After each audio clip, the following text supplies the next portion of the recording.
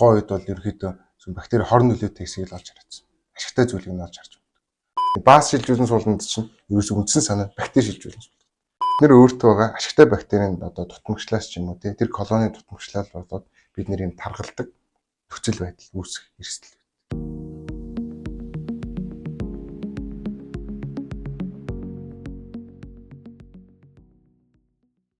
Энэ бол бактерийг анх таньж мэдээд ирэхдээ энэ 20 дугаар зууны дунд үед 1940-ад оноос ямар онол их явсан бэ гэхээр бактери бол одоо өвчин үүсгдэг юм байна гэдэг онол явсан. Ер нь бол бактери бол өвчин үүсгдэг нь бол үнэ. Гэвтэл тухайн үед бол ерөөхдөө бактери хор нөлөөтэй хэсгийг л олж харагдсан. Ашигтай зүйлийг нь олж харж байна. Ашигтай нэг хэсэг бактери байт юм уу? Өвчин үүсгдэг нэг хэсэг бактери байт юм гэдэг ойлголт үүссэн. Тэгэхээр ашигтай бактерийн ашигтай хэсэг нь яг юу юм бэ?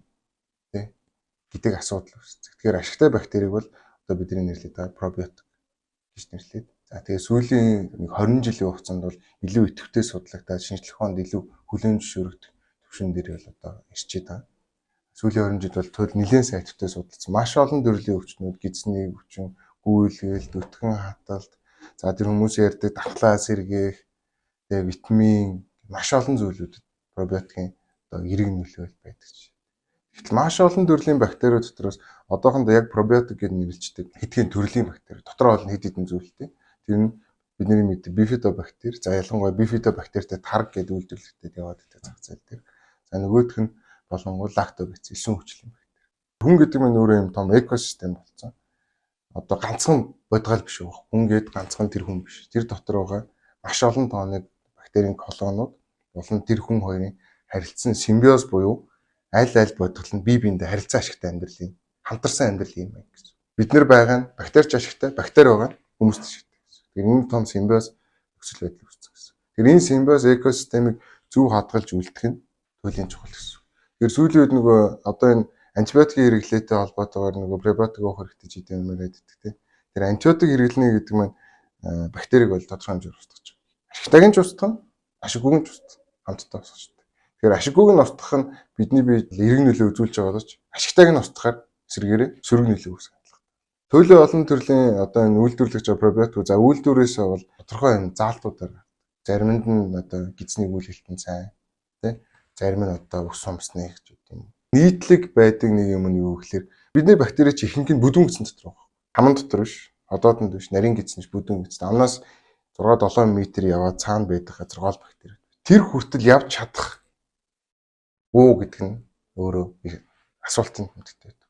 Одоо бид нэр таргийг чинь пробиотиктэй нэг шийдлээд байгаа шүү дээ. Таргийг уулаа бидний аман дотор орно, шүлсээр одоо задран ходоодын дотор ходоодны хүчлээр саармагч нарийн гидсэнд өндөр хоол задлаг ферментүүдийн нөлөөд даваад бүдүүн гидсэнд яг очиж чадж байгаа юм уу мэдэхгүй. Мэдээж тодорхой хэмжээгээр бол очдог л. Яг энэ бүтээгдэхүүнүүдийн давуу тал нь юу гэдэг вэ гэхээр ходоодны хүчил болон нарийн гидсний шүүрлээс сэргийлсэн гадна бүрхүүлтэй капсул эсвэл гадна бүрхүүлтэй таблетыг үйлдвэрлэдэг учраас энэ бүгдээр бүдүүн гидсэнд болооч очих боломж байгаа гэж ярьдаг. Зөвхөн пробиотик гэдэг нэг хэсэг юм яриад пребиотик гэж нэг хэсэг байна. Пребиотик гэдэг нь юу гэхээр бид нар бактерид хэрэгтэй бактери орчинд шаардлагатай зүйлсийг хоол хүнсээр хэрэглэв. Яг тэгвэл бидний ихэнх одоо бактери чинь зөвхөн гидсэнд. Тэгэхээр тэрэн дотор чинь ишлэг сайн хэрэглэх юм бол бактерийн амьдрах орчин бүрэлдэнэ. За мөн дээрээс нь энэ бактериуд зарим нэг одоо витаминыг бид нэр гаднаас одоо хоол хүнстэй хамт аваад шингээж ялгаруулж одоо ялгаж авч чаддгүй витамин байдаг гэж.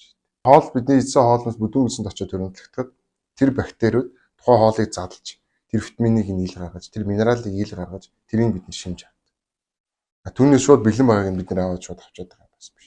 Тэгэхээр бие биендээ харилцаа ашигтай байна шүү дээ. Сүүлийн үед бас нэг яриад байгаа юм энэ пробиотик тархалтанд нөлөөлдөг гэж магадгүй гэж үзээд байгаа. Пробиотик нөлөөлдөг гэдэг нь пробиотик хэрэглэснээр тархална гэсэн үг биш. Бид нэр өөртөө байгаа ашигтай бактерийн одоо дутмагчлаас ч юм уу тэр колоны дутмагчлал болоод бид нэр юм таргалдаг нөхцөл байдал үүсэх эрсдэл. 100 настай хүмүүсийг судалсан судалгаа гэдэг тэр хүмүүсийг очиж 9 журын юмар судалсан байгаа юм. Тэгтэл тэдний нэг давуу тал нь яасан бэ гэхээр холестерины түвшин маш бага байсан баг тэр хүмүүс. Гэсэн тэд нэр тухайн өөрсдийг нь хэрэгэлдэг нэг тийм өрмөс төрлийн тарг юм уу та нэг л тарг нэг ферментед сүв эсгсэн сүв маяг юм. Тийм юм хэрэгэлдэг. Одоо манайх шиг айраг шиг гэсэн үг. Тэн дотор агуулгаж исэн бактери нь холестерин задалтай бактери байсан. Тэр ундаандаа биш дотор нь байгаа бактери нь холестерин бууруулдаг.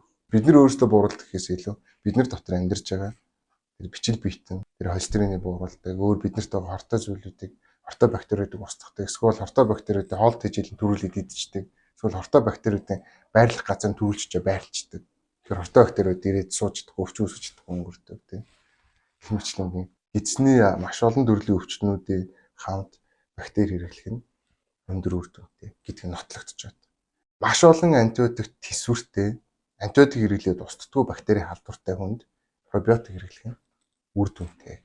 Мөн маш олон бактери антибиотикийн төсвөртэй халдвараар хүнд байдлаар өвчлөсөн хүнд фекал транспланташн буюу баас шилжүүлэн суулгадаг. Баас шилжүүлэн суулганд чинь ерөөсөө үндсэн санаа бактери шилжүүлэн суулгадаг.